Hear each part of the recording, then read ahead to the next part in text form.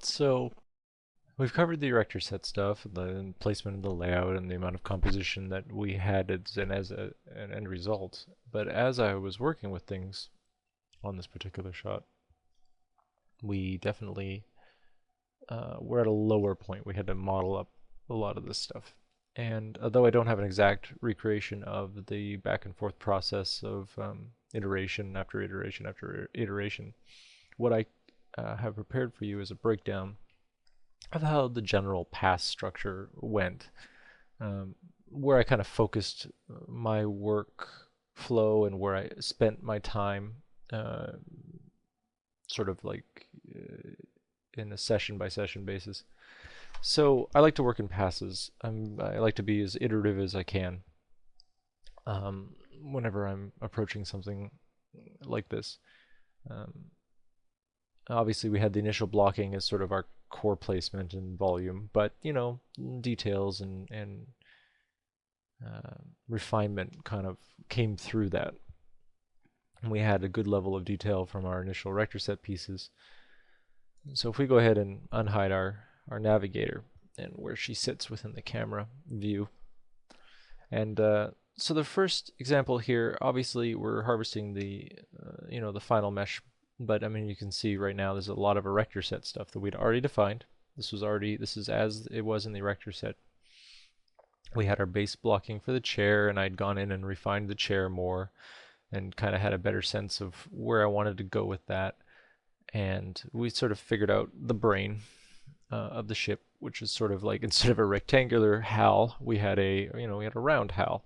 We had instead of being a box, he was a sphere, and it's sort of like a 2001, but also a nod to my love of that scene in Akira with the giant deep freeze area. So, and we start bringing in some elements of mechanical airplane parts with this sort of corrugated metal scaffolding, and we sort of elaborated on refined that initial shape of the paneling, the sort of angled paneling. But again, it's still sort of blocking. The key thing that's happened here is that by the time I'm done this pass, sort of elaborated the helmet more. We've integrated all the erector set plugs, and we've modified the erector set plugs to give us more variation of this. But ultimately, they all come from the 3 or 4 versions I had. Um, a big feature on the first pass that you see here, and I'm just going to go to wireframe really quick so you guys can get a good look at it, was that we stayed, again, relatively light, and a lot of this geo was already set aside for us from the erector set, and we'd sort of sussed out what some of the key players were going to be for shapes. And the big thing at this point, this pass, is that all those pipes that we initially had built, I merged down into a singular object, which became the floor, which is the tree-like root structure that I was very adamant about wanting to express. So this was the end result of condensing all that down into what you see here.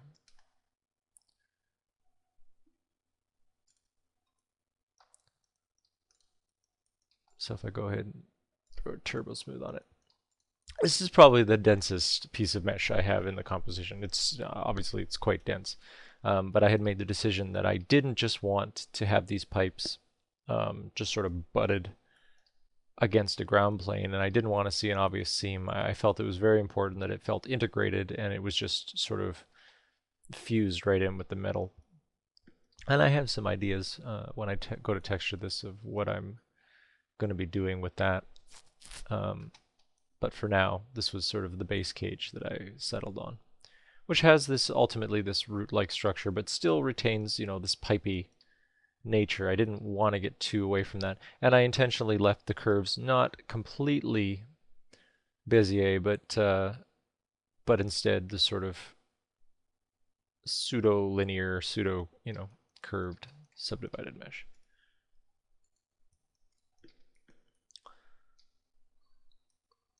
So we'll also hide our navigator, and we'll go in and we'll sort of dissect the VR helmet,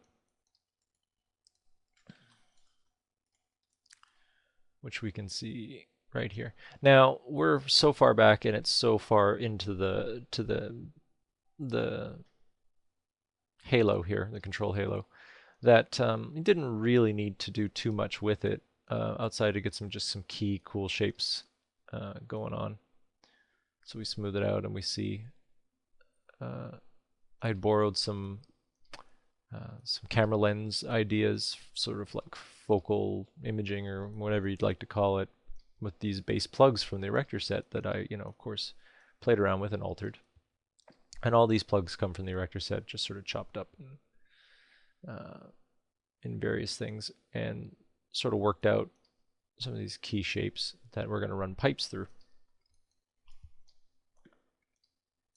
And you can see the baseline for the main conduits have been defined. The asymmetry has sort of been established. The most symmetrical we get is these two sort of plate structures, and the fact that they're just tubes.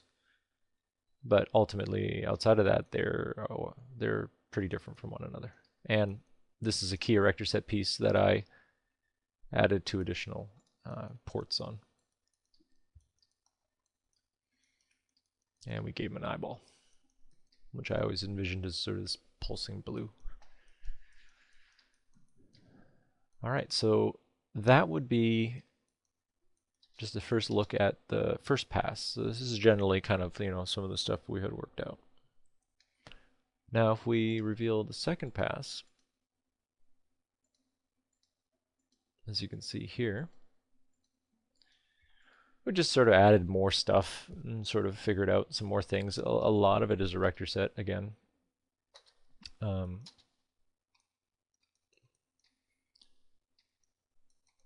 But we've just gone in and using curve tools, or sorry, a line tool it would be called. We've gone and just built a curve and had it render out the geo for us, and just played to set the thickness, and we were able to create a lot of piping really quickly. And I wanted to make sure that the piping was all interlocking, like the sort of the reference that I had of this jet engine. It was pretty important that I had that element in there. So if we go to the wireframe on this, you can kind of see where I made a very active effort to stay light and clean wherever it was possible. We didn't want to get too crazy with these base shapes.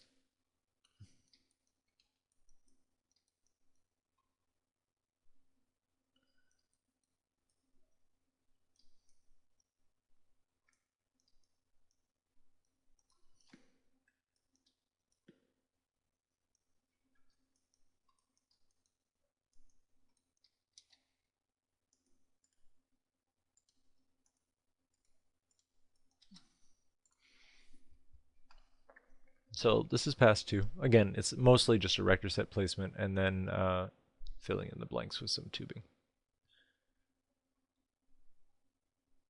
So if we move on to pass 3, pass 3, when I was looking back at all my workflow captures, was where I spent most of the time here on the chair. I knew that I wanted to have one element that was very much like this, that was sort of the integration of the chair itself. So the chair, this is all the systems feeding just the chair. It really isn't about the rest of the ship, but it isn't really about power systems or anything like that. It's mostly about the functionality of the chair and the needs of the pilot.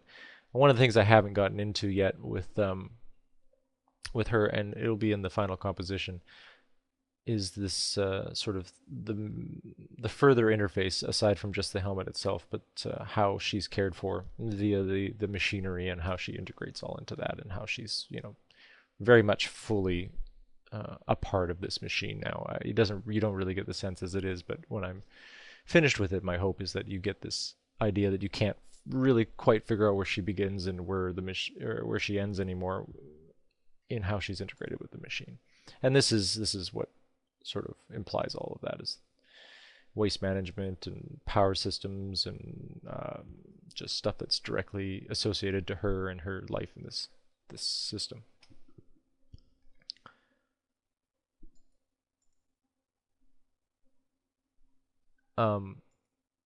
And then this next pass here, something is very, very important to me, and I have a colleague that I work with that he's mentioned time and time again with me that this is something that he's very big on, and very much on the same page with him. I agree 100%. Layering and composition. When you're approaching paintings, you are applying passes of paint, and I like to approach composition in 3D very much the same way if I can, if it's appropriate, which is, you have your base shape that we built here, which is we had this base idea, this root structure, but on its own, it doesn't quite hold up. It doesn't really have the depth that we're hoping for. And what we achieve on a pass like this, and the same could be said about the pass beforehand. One, it had a functionality, but it also added depth and layering to your composition. And since you established a good base form, it's very easy for you to come in and just sort of pencil in, or sculpt in this case, what you the secondary details or tertiary details in order to give you that sense of awesome depth. And obviously, again, giving you more room to play with shadows and lighting as well. But this is the stuff that I really enjoy doing very much. So that's pass 4. So if we go in here and sort of take a look, let's drop the turbo smooth off this guy. So you can see it's a lot of erector set pieces just sort of placed in key positions that I know I want to fill out with a bit more. You can see some of them have been altered slightly. And a lot more line work, just drawing in more tubes and just placing more tubes. Now, the great thing about doing these passes too, when you're doing this stuff, is that you can lay a curve down, a very basic piece of geometry, but you don't really need to have to go back and explain it necessarily. Sometimes the composition, once you get everything in place on these passes, you think that you have to go in and res something up and get really crazy with the detailing, but you actually can let things go. Like in a lot of cases, I just have very simple tubing that with a good texture map and a nice little bit of attention and some love there with the painting of the maps, you wouldn't need much more than that. The shape is a simplistic shape, and it's totally okay to let that little pipe just be a little pipe, just be in, all simple on its own. And you don't necessarily have to go in and detail it up, and you can eliminate a lot of over modeling and potentially a lot of heartache when you realize that you buried over detailed mesh under a bunch of other detailed mesh. So on this pass here, I had sort of been looking at the composition over and over again, and I was finding that I didn't quite like what was going on down here, and I couldn't put my finger on what needed to happen. I knew I had this sort of angled walkway, and I was playing with the idea that within this environment, all these pipes were just sort of spilling down into these gaps and going off into the black abyss, running to various systems throughout the ship. And the underside of these main roots here, if you were to look from the bottom up, you would just see just massive amounts of wire just sort of drifting down through this sort of void that we would consider like the soil, and you would have all these sort of roots coming down through there, and it would just be completely overwhelming to look at it. That's sort of how I envisioned what's going on outside of our understanding and outside of our view. And it's just something I like to keep in mind, is like what happens beyond this. It's of course good to stay in the now, but it's also good to be able to kind of explore and have a little ideas bubbling in your head. And I guess where I settled was I played around with this idea of this gangway here, because I kind of wanted to introduce a high frequency detail piece of mesh, because I had so many broad, clean shapes. And again, with the layering approach, we're able to conceal a bit of the model, add a little bit more complexity, but ultimately not really disturb the composition too much. And in essence, I found that it actually uh, highlighted the roots a little bit more. And I'd had a couple of people comment on that, and so I felt pretty good about that design change. And you can see that we had introduced the monitors, and at this point, it's fair for me to tell you that at this stage we just had these placed monitors here. We didn't really have these robust one-off pieces, and I kind of got to that a little bit later after I'd placed all these, and there'd been some dialogue, and a colleague had said to me, you probably want to get in there and sort of not just have different versions in terms of detailing, but that whole entire different monitors. Like it needed to be an eclectic collection of monitors.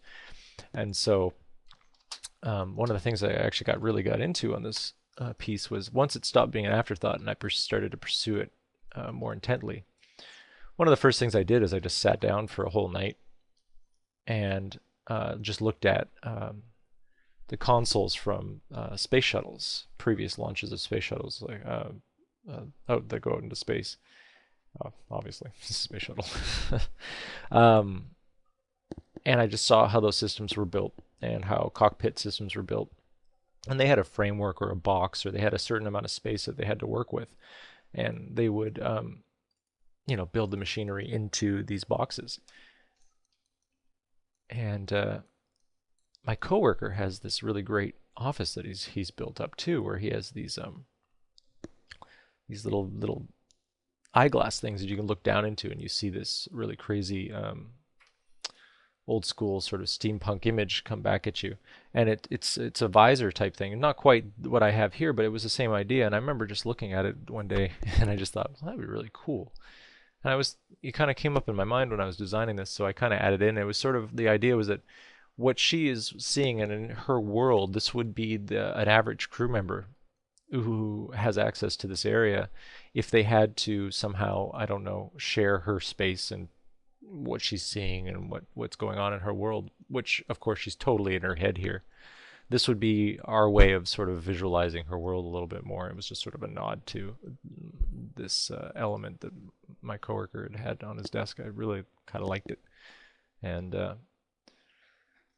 so, there was a lot of little things that were sort of finding their way in here in the later stages when I was just sort of reaching for ideas. And of course, the singular old school keyboard stayed, but we, went in and changed around things um, and made a point of building out different versions. And I wanted to have, this low-tech idea, which is like, even though we're in the future and things are crazy, we still use, very basic, tried and true things that are very difficult to break. It's not like a crazy supercomputer sort of world in that sense.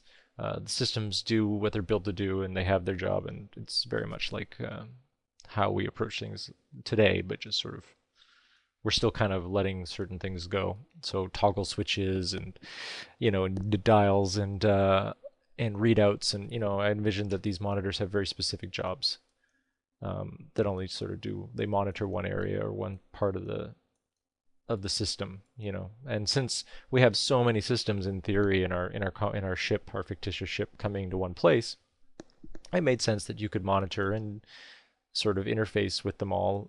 The idea is the man-machine interface, they handle all that just fine, but for the average crew member, they would have an area to sort of also take a look, almost like looking over somebody's shoulder as they're driving or something like that, and being able to get a sense of what's really going on and not having to rely on them entirely. So it's just, this is purely for the third person. And you can see our initial piping plan stayed pretty true. It worked out pretty well, and I expanded on it a little bit more when I made this one off here, this sort of central computer piece. And again, another version right here for this little tri-monitor setup. And this is an example of if I'd had a bit more time to get a little bit more random, you can kind of get away with using the same element over and over again, sort of as like the master template. But if you just sort of dress it slightly differently, your viewing eye will kind of accept it as being just fine. It just doesn't look repeated. If you were to repeat every instance of that geo, you might find it a little bit distracting or draw you out of the composition a little bit more. So that's pass 5. So the next pass, I just sort of went in and I think, yeah, I was just placing plugs and just trying to the scales, I went back and forth on this. I had the scales very much smaller before, and I just didn't quite have that sense of, big power cords, big, bundles of systems and fiber optic cables all coming into one place. So I made sure to, I think I doubled or tripled the size even, and felt that the effect that it made for like a halo around her head was a lot more effective. And again, I didn't really have to worry about integration too much like I would normally have to because of the angle of the camera and the shadows and distance. So I was able to just sort of loosely place and have fun there. And I knew that this was going to be the whole crown to the navigator's head, and wanted to make sure that it had a certain amount of sort of epicness and sort of cool.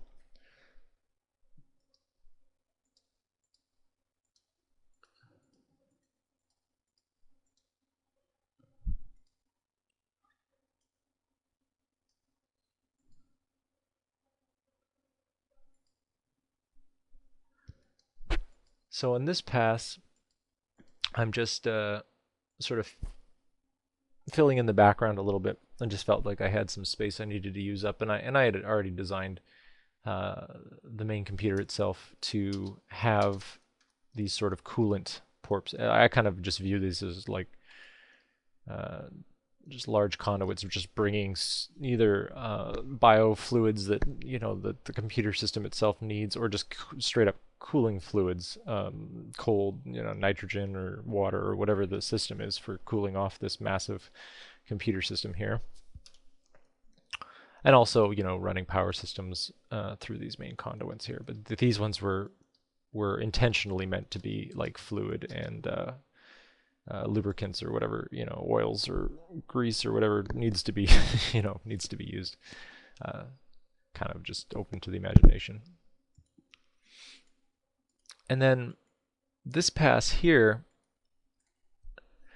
we're just sort of going in and I felt like the monitor system I didn't have enough coming into my foreground. I felt like the one thing that was lacking near the end of the composition was I hadn't quite figured out what I wanted to do here yet. I had thumbnailed all manner of idea in here, even to the point of having a whole cluster of more monitors, but I felt as soon as I started dragging some of this stuff over and playing with it that I was unbalancing everything. So I knew I wanted to stay negative in my space down here, but still have something.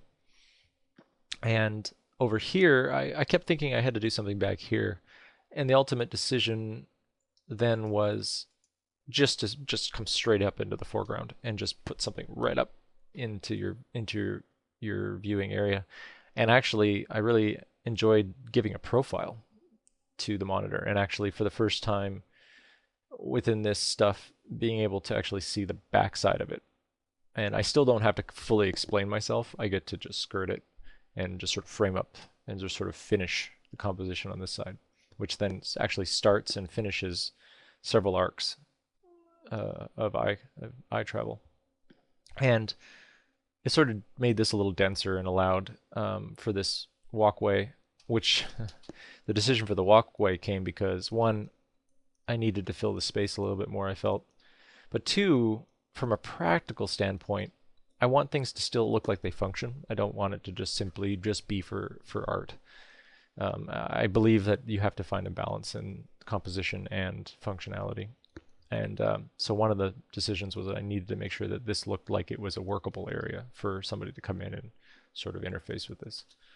So that's where this spawned from. And actually, it provided a nice calming area for the eye in juxtaposition to the ground itself and the monitor cluster. So we actually had this nice oasis in the composition, which I quite liked. And then the final pass, which was actually the really fun one, and I had gotten really excited about this one as I kind of was working towards it, and I knew that this pass would just sort of pull everything together, and it would give this overall feeling that I wanted, which was that organic sort of living sort of thing. And it was the capillaries that needed to happen with the veins, and they were, sort of formulated all these things as what they were, was sort of nerve clusters and brain, and it just all came together. And ultimately, I settled on this railing right here to fill up the space. And I had kind of fought this idea, and I'd had a couple people, be very adamant about that railing needing to be there, and I'm very glad that she was very adamant about that railing. And so thank you, honey. And I'm glad I put it in. I feel like it was the finishing touch that needed to happen there, and I'm glad that she championed for that, and I listened to it ultimately, because I had played with a number of scenarios, and none of them quite just felt right like that railing did. And I really like that part of composition too, when you're putting everything together, and some key element just is missing for the longest time, and you get it in there, and it sells it. It's just perfect, and you're just so thrilled to see it. Um, and the draping of the wires added that extra oomph of organicness that we really needed to have happen. And I'm glad I saved it to last. It's like saving the best for last. But yeah, that would be sort of the approach to the layering and the composition and the passes and the workflow, general workflow as to how I built up this composition. And yeah,